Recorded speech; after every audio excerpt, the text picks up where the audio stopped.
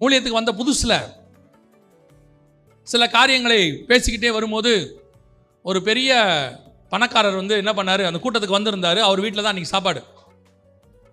முடித்த உடனே அவர் என்ன பண்ணார், நல்ல வயசானவர். அப்போது நான் சொல்கிறது ஒரு 19 வருஷத்துக்கிட்ட தோல் மேலே கை போட்டுட்டு என்கிட்ட ஒரு வார்த்தை சொன்னார். தம்பி, இந்த மாதிரியெல்லாம் பேசினீன்னா ₹1 ஆஃபரிங் கொடுக்க மாட்டான்.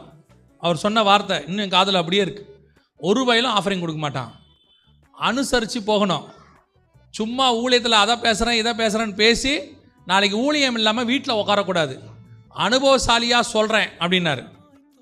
மனசில் நினச்சிக்கிட்டேன், அதுக்கு எதுக்கு நம்ம ஊழியத்துக்கு வரணும்? எதுக்கு ஊழியத்துக்கு வரணும்? அதுக்கு அனுசரித்து போகிறதுக்கு தான் இன்னொரு வேலை இருக்குது. நம்ம பார்த்துக்கிட்டு இருந்த வேலையை அங்கேயே அனுசரித்து போயிருந்தோம்னா அவனே நமக்கு சம்பளம் கொடுத்துருப்பானே. இப்படி யோசிச்சுக்கிட்டே இருக்கிறேன். கர்த்தர் சொன்னார், தைரியமாய் பேசுன்னார். ஆண்டவர் சொன்ன வார்த்தை, தைரியமாய் பேசு. இன்னைய வரைக்கும் சத்தியத்தை சத்தியமாய் பேச கர்த்தர் கிருபை தந்திருக்கிறார்.